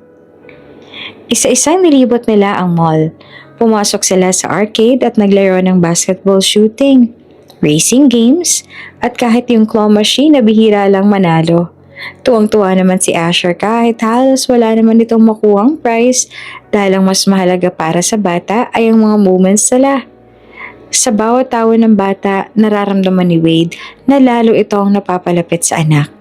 At aaminin ni Wade na napakasaya rin niya. Matapos ang mahabang taon, ay ngayon niya lang ulit naranasan na maging ganitong kasaya at syempre, higit na masaya si Wade na masaya rin ang anak nito. Matapos ang laro ay nagpasya silang pumasok sa isang clothing store. Let's buy you some clothes, wika ni Wade kay Asher. And Lynn, nilingon nito ang babae na tahimik na nakasunod. You're free to choose anything, I'll buy it for you. Pero kahit na ganoon, wala siyang pinili. Sa halip, tinulungan na lang niya si Asher na pumili ng mga damit na babagay dito. Pinagpilian nila kung superhero-themed shirt ba o dinosaur prints ang mas okay. Bagay sa'yo to, Asher. Ani niya habang iniaangat ang isang dark green na jacket na may dinosaur design. Talaga po? Ngumiti si Asher. Ang cool po. Ang pogi mo. Kaya kahit ano bagay sa'yo. Biro ni Lynn habang nilalagay ito sa basket. Maya-maya may isang babae ang lumapit sa kanila. Nakangiti itong nakatingin sa kanila habang pinagmamasan ang eksenang tila kuhang-kuha sa isang family picture. Ang gwapo naman ang mag-aama ninyo, ma'am. Anong babae. Ang saya po ninyong tignan. Parang may saya po ang pamilya ninyo. Napatingin si Lynn kay Wade. Si Wade naman napangiti lang habang nakatitig kay Lynn. Salamat po. Sagot ni Wade at hindi niya na kinurek ang babae. Namula naman si Lynn. Hindi makatingin ng direkta. Hindi po kami. Ngunit bago pa man siya makapagpaliwanag, sinenyasan siya ni Wade na hayaan na lang. Hey, let her think that. Bulong nito. Mula nung araw na yon sa mall, tila mas lalong naging matibay ang ugnayan ng tatlo. Lingid sa kaalaman ng iba, sa bawat linggo na lumilipas ay mas lalong nagiging espesyal ang samahan ni na Wade, Lynn at Asher. Tuwing weekend, palaging may nakalaang oras si Wade para sa anak. Hindi na ito tulad ng dati na palaging abala sa trabaho. Ngayon, iniiba na nito ang schedule ng mga meeting, isinasantabi ang mga business calls at isinasantabi ang pagod makasama lang ang anak. At sa bawat lakad nila, mapa-zoo, park o simpleng food trip sa bagong bukas na cafe, palaging kasama si Lynn. Kapansin-pansin kung paanong kasaya si Asher sa tuwing kasama sila nito. Mas madalas na itong tumawa, palaging masigla, at tila ba may kakaibang ningning sa mga mata. At si Wade, ibang klaseng saya rin ang nadarama nito. Ang dating seryoso at madalang umiti, ngayon ay mas madalas magpakita ng lambing, mas madalas sumalakhak, at higit sa lahat, mas madalas magpasalamat. Hindi mo napapansin ni Lynn ang lahat ng iyon. Wala man siyang ideya kung gaano kalaki ang naging epekto niya sa mag-ama, masaya rin siya sa bawat moments nila. Isang linggo na ang umaga sa mansyon, nakaupo si Asher sa tabi ng ama nito. Gusto ko pong magsimba tayo, Daddy. Biglang sabi ni Asher. Gusto mo yon? Tanong ni Wade habang binabasa ang balita sa tablet na hawak nito. Opo, yung sabay-sabay po tayo. Muling nagkatinginan sina Wade at Lynn, tsaka tumango ang lalaki. Then we'll go. Sama-sama tayo. Pagdating sa simbahan, tahimik ang paligid at damang solemnidad ng paligid. Pumasok silang tatlo at naupo sa isang hilera sa bandang gitna. Si Wade sa kanan, si Lynn sa kaliwa, at si Asher nasa gitna nila. Tahimik na nagdarasal ang mga tao. At si Asher, Habang nakaupo at nakatingin sa altar, ay parang may gustong sabihin. Habang tumutugtog ang organ, bigla itong binulungan si Len. Tita Len, napatingin sa kanya si Len at ngumiti. Bakit? Alam mo po ba? Ito po yung pangarap ko dati. Ani Asher sa mahinang tinig. Yung makapagsimba po kasama ng daddy ko at ng mommy ko. Natigilan naman si Len. Napatingin siya kay Wade na nakapikit habang tahimik na nakikinig sa misa. Kahit pa ang atensyon nito ay nasa misa, batid niya na nakikinig din ito sa sinasabi ng anak. Hinaplos din ito ng marahan ang likod ni Asher. Kahit hindi ko po kayo tunay na mommy, patuloy ng bata. Parang naranasan ko na rin po yung pangarap ko kaya masaya po ako ngayon. Dati po kasi ay kami lang po ni daddy ang nagsisimba. Pero ngayon po ay kasama ka na po namin. Thank you po for making my dream come true. Humigpit ang hawak ni Len sa kamay ng bata. May gumuhit na init sa kanyang puso. Isang tahimik na pagkapuno. Isang payapang kasiyahan. Hindi niya napigilang mapaluha ng bahagya habang nakatingin sa bata. Napansin naman nito ni Wade kaya't marahan siyang yumuko at hinawakan ng balikat ni Asher. Ngumiti naman dito si Asher na para bang sinasabi sa ama na masayang masaya ito sa araw na to. At sa gitna ng misa, habang pinupuno ng dasal ang buong simbahan, ay may isang batang lalaki na tahimik na nakaupo sa gitna ng dalawang taong mahal na mahal niya. Ang dating panaginip ay naging alaala na ngayon. Isang alaala ng pamilya, ng panalangin at ng pag-asa. Mula noon, naging parang tradisyon na para kina Wade, Asher at Lynn ang mamasyal tuwing weekend. Minsan sa park, minsan sa beach, minsan sa mall. Kahit saan basta't magkasama silang tatlo. Sapat na iyon para maging masaya ang araw. Isang Sabado, nagplano silang magpunta sa isang amusement park sa labas ng lungsod. Gaya ng dati, si Asher ang pinakamasigla. Halos hindi mapakali sa sasakyan habang sabik na nagtuturo ng mga ride na gustong subukan. Hawak nito ang kamay ni Len habang nakangiting tumatakbo sa direksyon ng ticket booth. Dahan-dahan lang, Asher! Natatawang sabi ni Len habang sinusundan ng bata. Come on, Mama Len, let's go! Tawag ni Asher gamit ang palayaw na ito na mismo ang nagbigay sa kanya. Narinig ni Wade na tinawag siyang gano'n ni Asher at hindi mo naman ito nagalit. Sa katunayan ay ito pa nga mismo ang nagtanong kay Len kung talaga bang ayos lang sa kanya na tawagan siya nitong mama. Nang sabi naman ni Len ay walang problema sa kanya. Napatingin si Wade sa kanila. Tila ba may kuryenteng dumaloy sa dibdib nito habang pinagmamasa ng dalawa. Isang batang masayang masaya at isang babaeng hindi nila namamalayang nagiging bahagi na rin ng tahimik nilang mundo.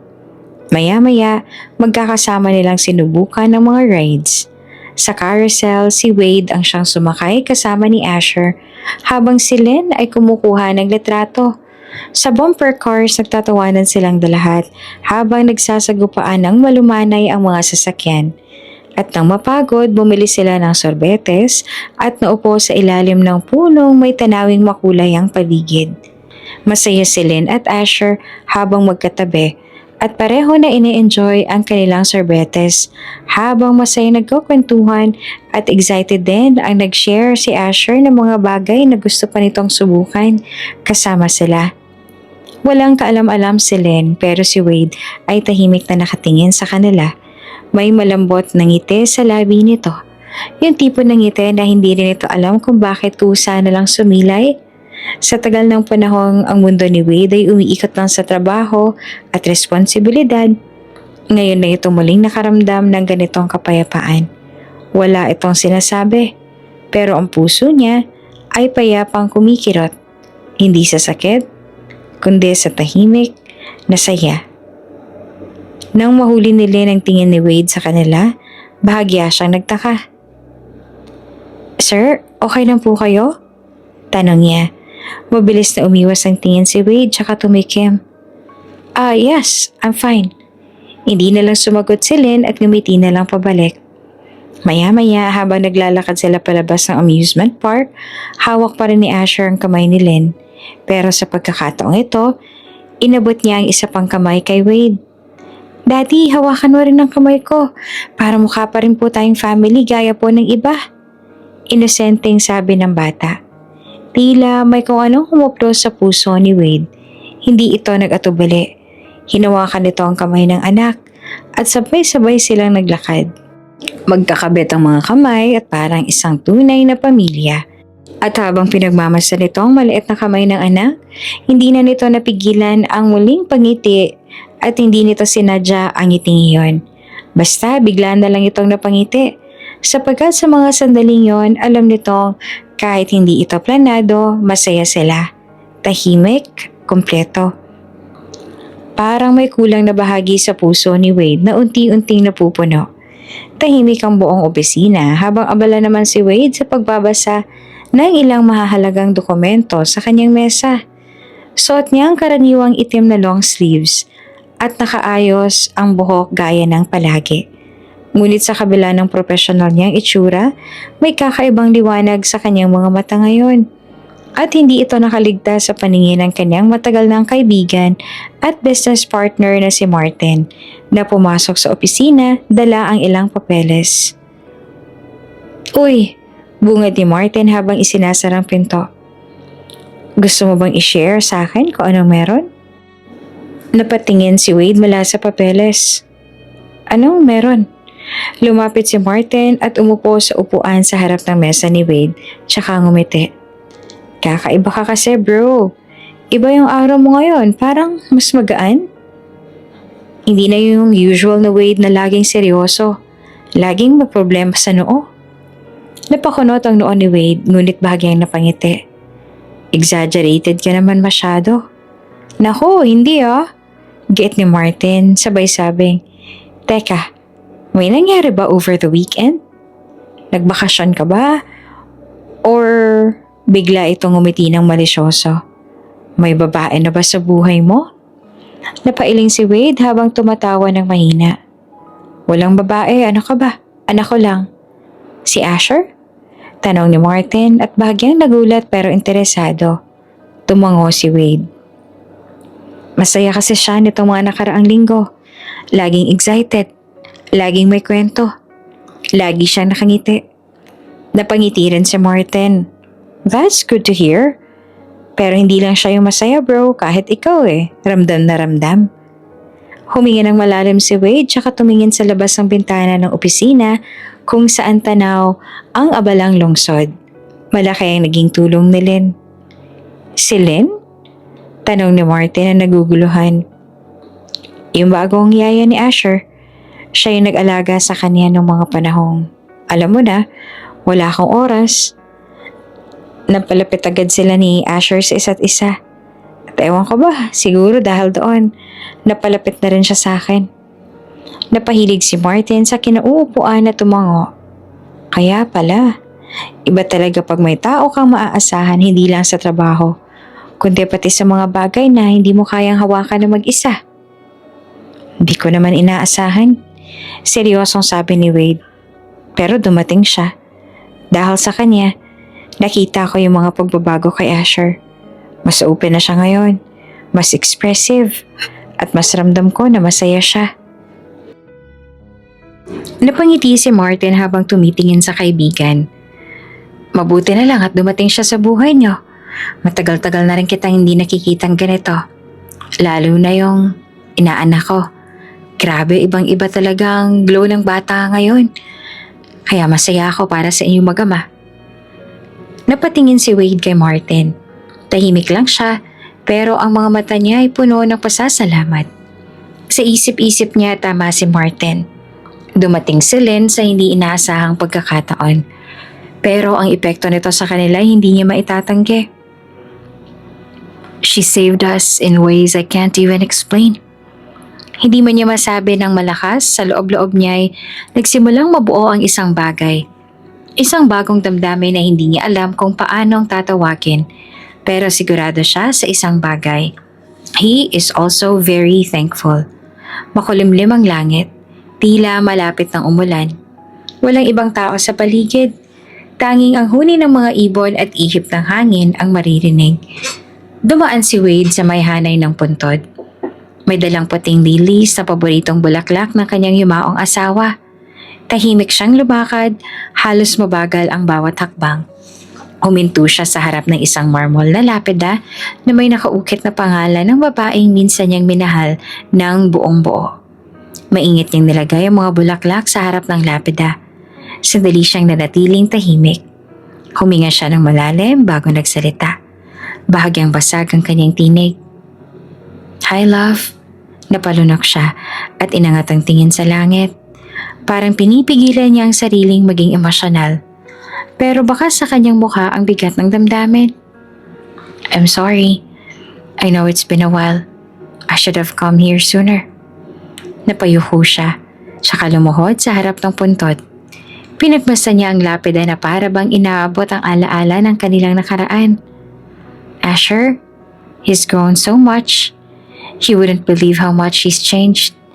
He smiles more now, laughs more, and talks about things that I never thought I'd hear from him again." Napangiti siya ng bahagya habang pinipilit alalahanin ang mga nakaraang linggo.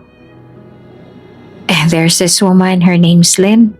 She came into our lives unexpectedly, but somehow she managed to bring life back into our son. He's happy because of her. He's finally acting like a kid again." Tumigil siya saglit.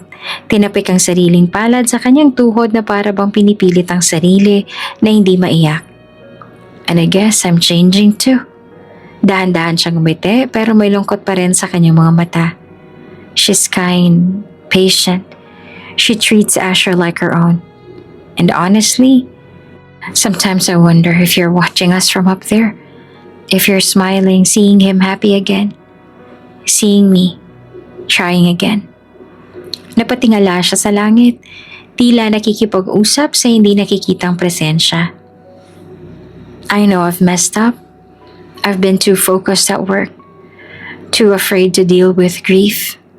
I shut everyone out, including him. But Lynn, she helped me open my eyes. She helped me see our son again, not just as a responsibility, but as a blessing." Nangingilid ang luha niya sa kanyang mata pero pinunasan niya ito agad. "We're doing okay now, and I hope that makes you happy, wherever you are. I hope you're watching us and feeling peace, knowing that our boys are finding our way." Tumayo si Wade at marahang hinaplos ang gilid ng lapida. Tahimik lang siya sandali bago muling nagsalita. "Thank you for giving me Asher, and thank you for loving me. Even if I didn't always know how to show it back, I won't make the same mistakes again." Sa huling pagkakataon, gumiti si Wade at tumango.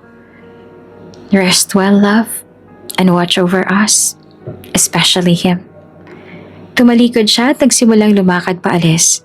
Pero bago tuluyang lumayo, muli siyang lumingon sa puntod. Sa kanyang mata, may kapayapaan. Sapagkat sa wakas na ibabahagi na rin niya ang bagong kabanata ng kanilang buhay. At habang papalayo siya, isang malamig na hangin ang umihip, tila yakap ng alaala. Pagkabukas ng pinto, maingat na pumasok si Wade sa loob ng bahay. Mabigat ang hakbang at talatang pagod na pagod. Ang suot niyang coat ay hawak niya na lamang at ang kanyang mukha may bahid ng pagod. Hindi lamang mula sa trabaho kundi mula rin sa emosyonal na bigat ng araw na iyon. Paglapit niya sa sala, naabutan niyang gising pa si Lynn, nakaupo sa sofa habang may hawak na libro. Nang makita siya ni Lynn, agad itong tumayo. "Sir?" Malumanay na sabi ni Lynn habang papalapit sa kanya. "Akala ko po ay kanina pa kayo nakauwi." Huminto si Wade sa tapat ni Lynn, inilapag ang coat sa isang silya bago tumingin sa babae. "Where's Asher?" Tanong agad ni Wade. "Natutulog na po siya." Sagot ni Lynn sabay ngiti. "Maaga ho siyang napagod. Naglaro kasi kami kanina sa garden kaya hindi niya na po nahintay ang pag-uwi ninyo." Tumango si Wade at lumingaling ang saglit, tsaka naupo sa sofa habang pinisil ang sentido niya. "Gusto niyo po ba ng maiinom, sir? Alok ni Lynn. Napansin ang pagod sa mukha ng lalaki. Yeah. Tumango naman si Wade at tumingin sa babae. Ikuha mo ako ng wine please. Tahimik na tumango si Lynn. Tsaka nagtungo sa kusina. Ilang saglit lang bumalik na ito na may dalang bote ng wine at isang baso. Tahimik ito nagsali ng wine sa baso at inabot sa kanya. Thanks. Mahinang sabi ni Wade bago lumagok. Tahimik silang nagtagpo ng tingin. Ang akala ni Lynn ay wala na itong sasabihin kaya naman ay nagpaalam na sana siya para magtungo na sa kanyang silid. Ilang segundo ang lumipas bago muling nagsalita si Wade. Mababa ang tinig. I visited her today. Hindi na kailangan linawin pa kung sino ang tinutukoy niya. Alam ni Lynn. Asher's mom.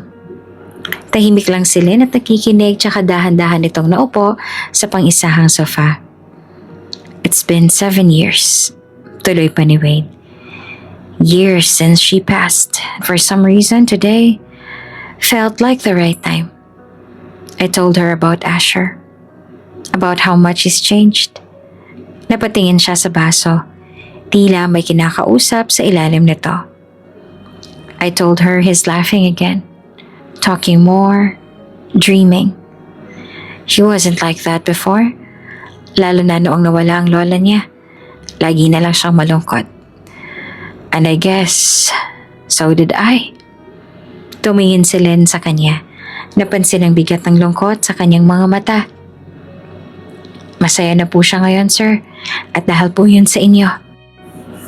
Dahil yun sa pagmamahal mo sa anak ko. Malambing na sabi naman ni Lynn. You should be proud. Napangiti si Wade ng matipid, pero may lungkot pa rin. I am, bulong niya. But I'm also grateful because I know it's not just me. It's you. You being here changed something in him. And also in me. Hindi agad nakasagot si Lynn. May kakaibang katahimikang bumalot sa pagitan nila. Sa isang iglap tila parehong napaisip. Pagkaraan ng ilang segundo ay nagsalita si Lynn. Maingat, parang pinipiling mabuti ang mga salita. Alam ko pong kung ano ang nararamdaman niyo dahil tulad niyo ay nawalan din ako. Nawalan ako ng anak. Napalingon si Wade. Nagulat. Pero hindi na nang himasok. Hinayaan niyang magpatuloy si Lynn. Magdadalawang taon pa lamang po siya noong nawala siya sa akin. 2 araw bago ang kaarawan niya. Kinuha na siya sa akin. Mahina nitong sabi. Nagkaroon siya ng sakit. At ang dahil naging abala ako sa trabaho ko, hinayaan ko ang kanyang amang mag-alaga sa kanya. Subalit pinabayaan niya ang anak namin. Hinayaan niya na may hindi magandang mangyari sa kanya. One moment, he was laughing. And the next, he wasn't. Napabuntong hininga si Lynn. Pilit pinipigilang magilid ang luha. I held him in my arms. And I kept telling him everything was going to be okay. Even when I knew it wouldn't be. Tahimik si Wade. Hindi niya alam kung anong isasagot. Pero ang mata niya ay puno ng pagkaunawa. Hindi niya kailangang magsalita para sabihin nararamdaman niya ang sakit ni Lynn. Ilang taon din ako nagsisi. Ilang taon din ako nakalugmok dahil sa kanyang pagkawala. Kahit pa naipakulong ko na ang kanyang ama dahil sa kapabayaan niyo. Hindi pa rin yun naging sapat para kahit pa paano mabawasan ang sakit na nadarama ko. Dagdag ni Lynn. I tried to move on. I did everything to fill the silence he left behind. But it never really goes away. No, it doesn't. Sabay ni Wade.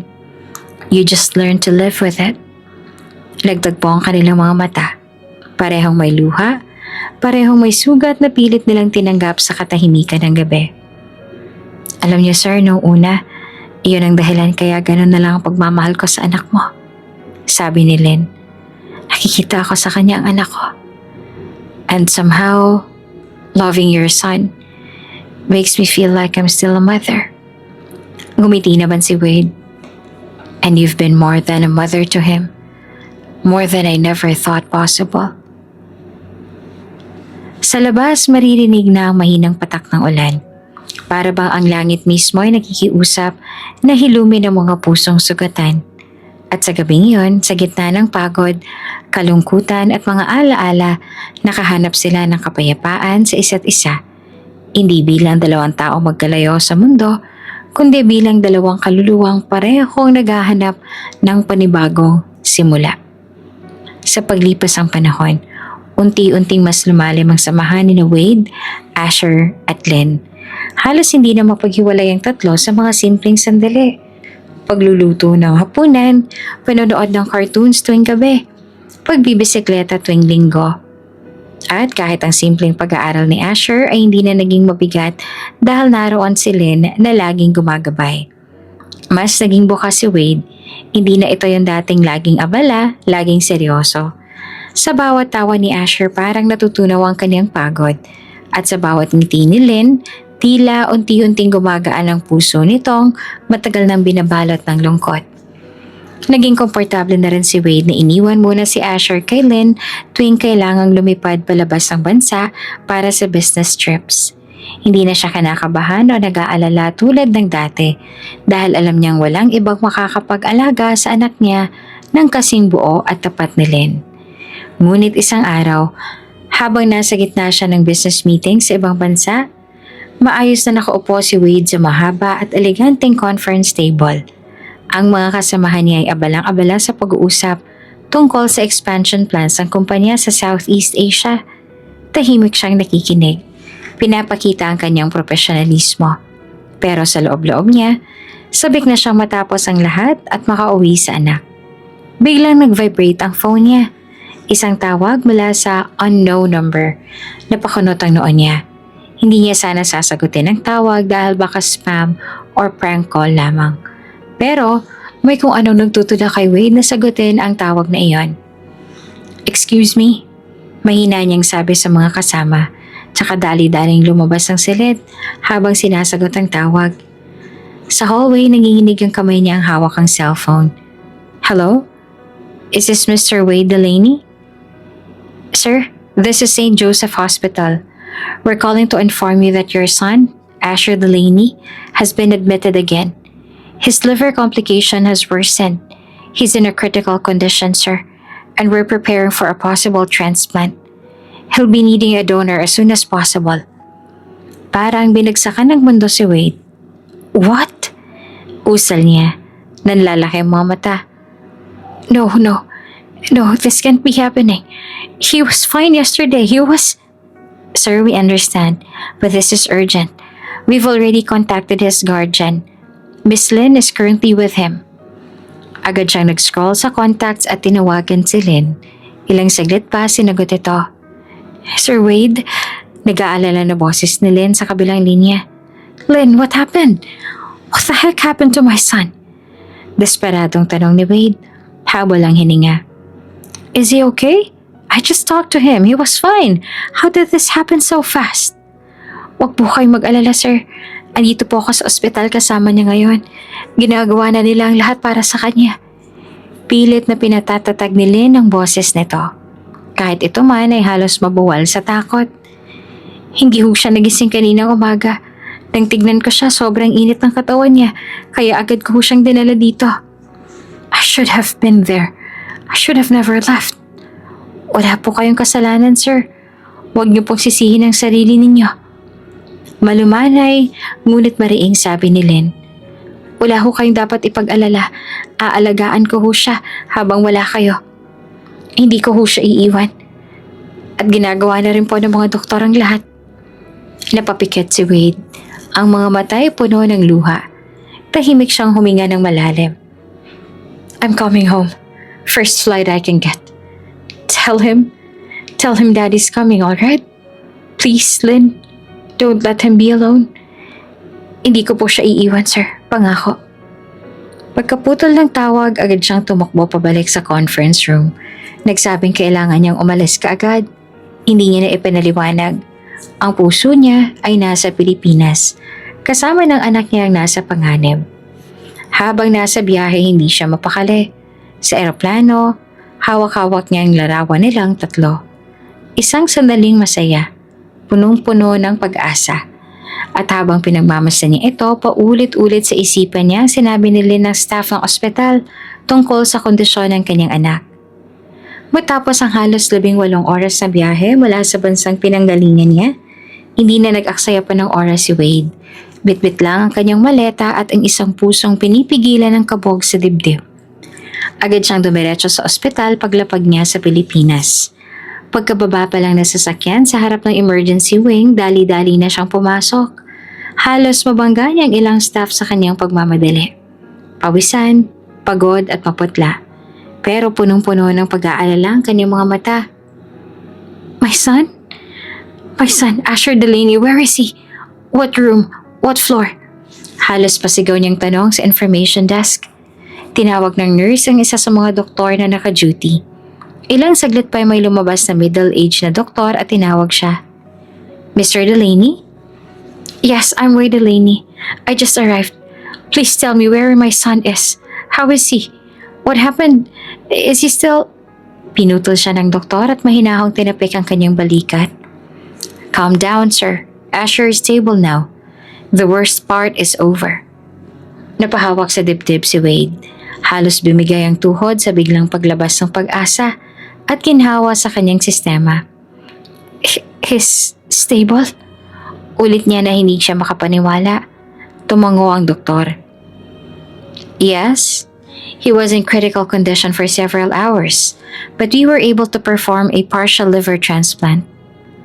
What? Nalilitong tanong ni Wade. A transplant? You mean someone donated? But how? Who?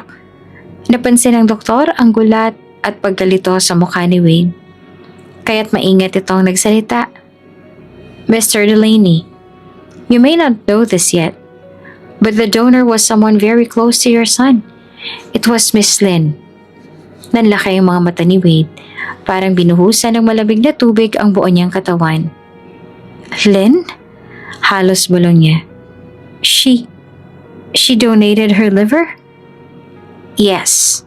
Seryosong tugon ng doktor. A living donor liver transplant. We only needed a portion of the healthy liver, which with the help of modern surgical techniques and strict compatibility testing is now highly successful procedure. Asher's case was urgent, and Miss Lynn was a match. She didn't hesitate to go through all the necessary tests and screenings.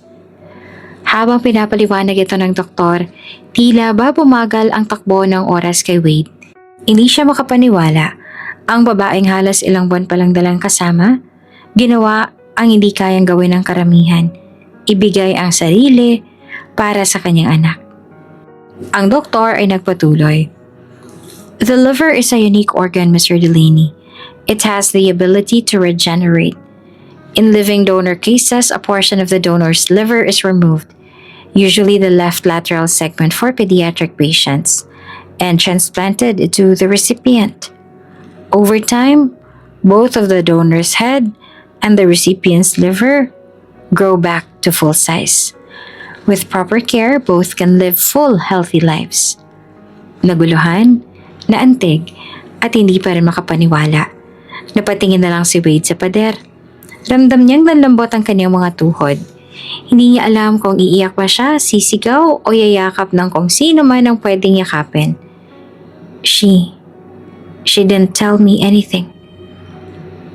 Ang tanging nasabi ni Wade na halos hindi malagay sa salita kung gaano siyang ka-thankful dahil sa ginawa ni Lynn para sa kanyang anak. She was determined, muling sabi pa ng doktor. She said she didn't want Asher to suffer. She said kung may kakayahan naman siya na tulungan at mailigtas ang pasyente, hindi niya kailangang maghintay pa dahil kailangan na ni Asher ng tulong. Parang pinukpok ang dibdib ni Wade sa narinig. Gusto niyang makita si Lynn. Gusto niyang makita ang anak. Gusto niyang mahawakan silang pareho at masiguradong ligtas na sila. Can I see them? Halos pabulong ngunit puno ng pakiusap ang kanyang tanong. Of course. Asher is in the recovery ward. Miss Lynn is in the adjacent room. They're both resting now. But you're allowed to visit. Just keep your voice low. Tumango si Wade at sinamahan ng nurse patungo sa recovery wing. Sa ICU siya dinala ng nurse kung saan naroon ang kanyang anak. Tahimik siyang lumakad papasok. Halos hindi huminga para hindi siya makaistorbo kung sakaling natutulog pa si Asher. Pagkabukas niya ng pintuan, unti-unting sumilip sa kanya ang malamlam na liwanag ng kwarto. Doon nakita niya si Asher, nakahiga, mahina pa rin. Pero may kulay na ang pisngi. May nakasaksak pa ring IV sa braso ng bata. Ngunit mas maayos na ang lagay nito ayon sa nurse na kasama. Lumapit siya ng dahan-dahan sa gilid ng kama ng anak. Ilang segundo pa siyang nakatitig nang biglang gumalaw si Asher.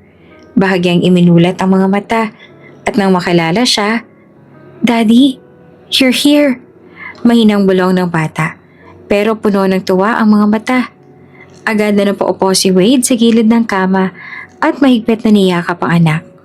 Dahan-dahan para hindi ito masaktan. Napapikit siya habang yakap-yakap ito at hindi niya napigilan ang pumatak ang mga luha niya sa balikat ni Asher. "I'm sorry, buddy. I'm so sorry. I wasn't here when you needed me the most. I should have been with you." Niyakap din siya ni Asher kahit may kahinaan sa katawan. "It's okay, Daddy," sagot ng bata sa mahina ngunit kalmado ang boses. "I understand you had work, but I never felt alone." Lalo pang nadurog ang puso ni Wade sa narinig. Ang anak niyang maliit ay may ganoong lawak ng pangunawa. At higit pa roon, may tapang ito na lampas sa edad niya. "Don't worry about me, Daddy," patuloy ni Asher habang nakatingin sa mata ng ama. "I'm fine now." Napangiti si Wade kahit patuloy pa rin ang patak ng kanyang luha. "Yaya Lynn saved me," dugtong pa ni Asher, tsaka humigpit ng kaunti ang hawak sa kamay ng ama. "The doctor said she donated a part of her liver to me para maligtas ako," sambit ni Asher. Mahinang tumatawa. "She was my superhero, Dad." Napatingin si Wade sa kisame. Pinipigil ang muling pagsabog ng damdamin. Hawak-hawak pa rin niya ang maliit na kamay ng anak niya habang pinupuno ng tahimik na pasasalamat ang buong silid. Sa mga mata ni Asher, naroon ang liwanag ng buhay. At sa bawat tibok ng puso, alam ni Wade na may bahaging ibinigay si Lynn, hindi lamang bastang tagapag-alaga, kundi tagapagligtas. At sa sandaling yon, wala nang mas mahalaga pa sa kanya, kundi ang dalawang taong nagpuno at nagligtas sa buhay niya. Ang anak niyang si Asher at si Lynn na walang pag-aalinlangang isinugal ang sarili para sa bata. Pagkatapos niyang makasama si Asher at tahimik niya na maayos ang lagay nito, tumuloy si Wade sa recovery room kung saan nagpapahinga si Lynn. Tahimik ang paligid. Tanging tunog ng life monitor at banayad na ihip ng air conditioning ang maririnig. Dahan-dahang binuksan ni Wade ang pinto at tumambad sa kanya si Lynn. Nakahiga pa rin at bahagyang maputla, pero gising. Nagtagpo ang kanilang mga mata. Si Lynn agad nang ngumiti kahit halatang may panghihina pa rin sa katawan. Si Wade naman ay tumayo lang muna sa pintuan, parang hindi pa rin makapaniwala sa ginawa ng babae para sa anak niya. Lumapit siya, mabagal, tsaka naupo sa upuang katabi ng kama. Tahimik muna siyang tumingin. Mga matang puno ng emosyon, pagod at hindi masukat na pasasalamat. "I don't even know how to start," mahinang sabi ni Wade, halos pabulong. "But thank you. Thank you for saving my son's life." Ngumiti lang si Lynn. Mahina rin ang boses niya nang magsalita. "Ginawa ko lang kung anong sa tingin ko ay tama. Ayoko kasing makita si Asher na nahihirapan. Hindi ko kayang tiisin yon." Napapikit si Wade. Ramdam niya ang bigat ng kabutihang iyon. Hindi dahil sa obligasyon, hindi dahil sa pagmamalasakit. "But still, you didn't have to do it. But you did. You gave him another chance. You saved his life, Lynn." Muling sambit ni Wade. At sa ikatlong beses ay hindi niya mapigilang mapaluha. "There's nothing I could ever do to repay what you did. But at least let me try." "Hindi niyo po kailangang suklian ang ginawa ko, sir." Ang sabi naman ni Lynn, ngunit mas nais pa rin ni Wade na makabawi. Noong inakala ni Wade na nagpahinga na si Lynn, Biglang kinuha ni Wade ang telepono sa bulsa at tumawag sa kanyang assistant. I want you to find Lynn's family. Locate them, parents, siblings kung meron. Dalhan mo sila ng bahay at lupa. Yung malapit lang. Somewhere peaceful and safe. Make sure it's fully furnished. Gamitin mo na lahat ng resources. Natigilan si Lynn. Napatingin siya kay Wade na tila nagulat sa narinig. Sir Wade. Nito sa mahinang tinig kaya napabaling sa kanya si Wade at nagsorry kung nagising man siya nito. Hindi mo kailangan gawin yon. Hindi naman ako naghihintay ng kapalit. Ginawa ko yan dahil gusto ko. Dahil mahal ko na rin si Asher. Ngumiti si Wade. Ngunit baka sa mukha nito ang determinasyon. Lynn, this isn't payment. This isn't a transaction. Tumigil siya sandali at tinignan ang kanyang mga palad. This is gratitude. This is the only way I know how to show how much this means to me. You gave your liver, a part of you to my son. You gave him life. I could never repay that. A house, a land, that's nothing compared to what you gave me. Napatingin si Lynn sa kanya. At unti-unti ay napuno rin ng luha ang mga mata nito. Tahimik lang silang dalawa sa loob ng ilang sandali. Wala nang kailangan pang sabihin. Hanggang sa muling magsalita si Wade ng mas malumanay. You didn't just save Asher, Lynn. You brought my son back to life. And somehow you brought light back into my life too. Muli siyang tumingin kay Lynn. This time with something deeper in his gaze. Gratitude, yes. But also admiration, tenderness, and something else that was just starting to form in the corners of his heart. At sa katahimikan ng silid na iyon, sa gitna ng mga sugat na unti-unting naghihilom, may isang panibagong koneksyon na nabuo. Mas matatag, mas malalim, at mas totoo. Makaraan ng ilang araw mula nang lumabas na si Asher mula sa ICU at unti-unting bumalik sa normal ang takbo ng lahat, nakatanggap ng tawag si Lynn habang nag-aayos siya ng gamit ni Asher sa ospital. Napatingin siya sa screen ng cellphone. Ang pangalan ng kanyang ina ang naka-flash doon. Saglit lang ha, Asher. Wika niya sa bata habang hawak ang phone. Tsaka lumabas ng silid para masagot ito. Ma? Bungad ni Lynn. Anak, may dumating dito, mga taong nakaayos. Nagsasabing bibilhan daw kami ng bahay at lupa. Totoo ba ito? May halong kaba at pagtataka sa boses ng kanyang ina. Napahinga naman ng malalim si Lynn. Alam niya na kung saan galing iyon. Opo ma, galing po kay Sir Wade yun. Sa boss ko ho. Ha? Yung boss mo? Gulat ng ina. Bakit anak? Anong ginawa mo at ganyan ang binigay sa atin? Ngumiti si Lynn.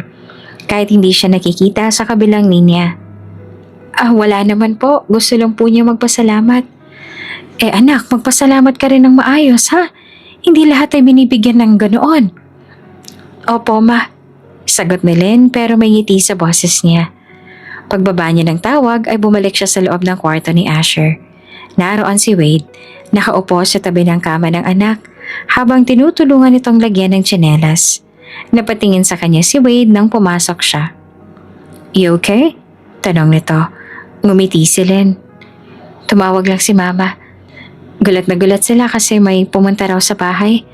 Sinabing bibilhin daw sila ng lupa at bahay. That. Sagot ni Wade. Kasya lang. It's nothing. Just a small thing. Nagkibit balikat si Lynn sabay sabi. Maraming salamat daw po. At nagpapasalamat din ako. You don't have to. Sagot ni Wade. You've done more than anyone ever could. Biglang nagsalita si Asher mula sa kama. Hawak ang laruan niyang stuffed dog.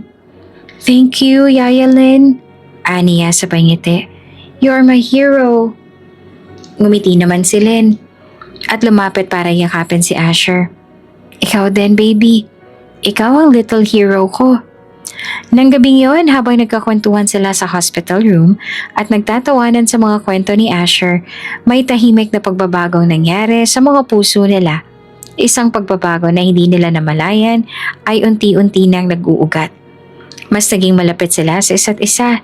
Si Wade ay madalas ang mapansin ang mga simpleng bagay kay Lynn.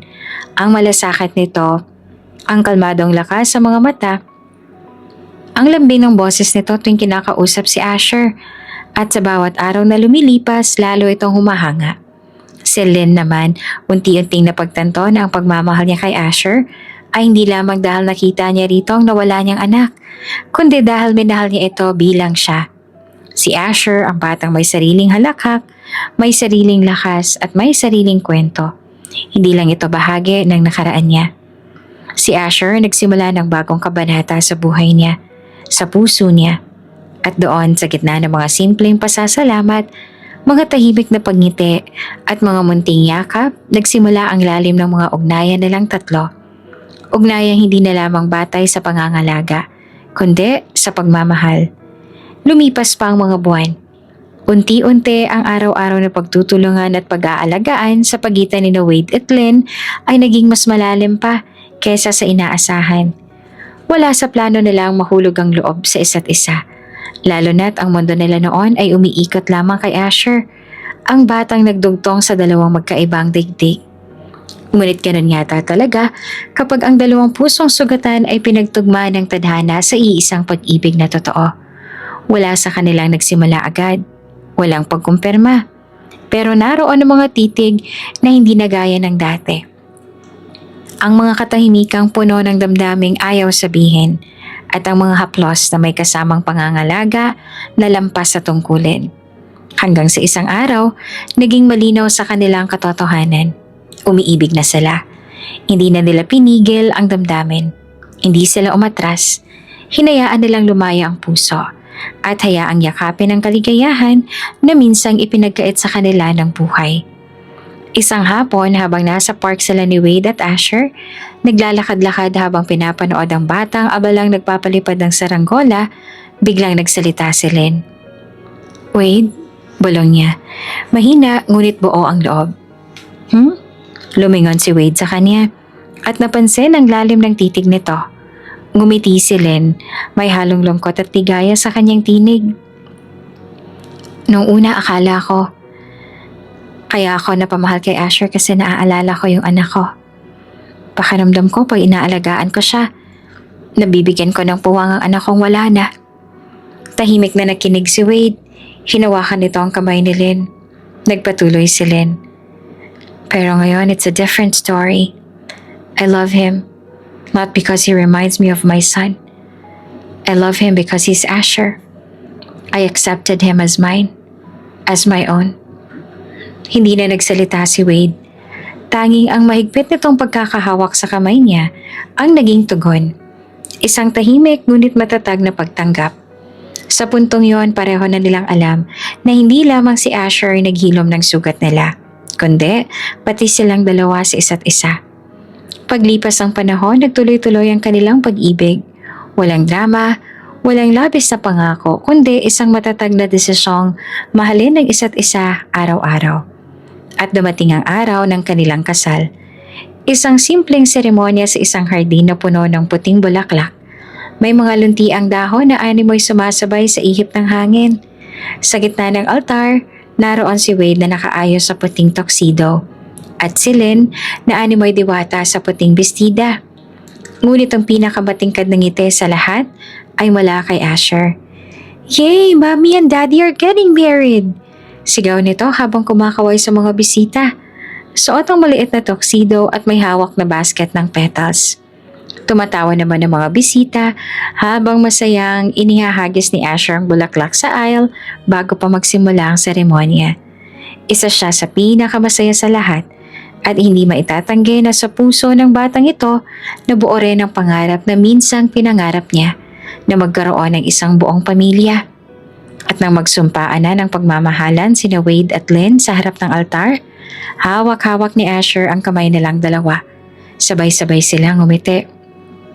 Ang mag-asawa at ang anak na naging tulay sa kanilang muling pagbangon. Sa wakas, nabuo nila ang pangarap nila. Hindi na magkahiwalay, kundi nang magkakasama.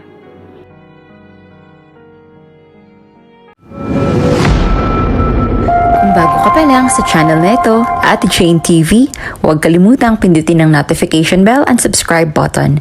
Sana po hindi naman malaking abala sa inyo ang pagpindot ng subscribe button dahil ang kapalit po nito ay ang pagsuporta para makapag-produce ng mga libreng stories sa mga channels ni Ate Jane. Maraming salamat!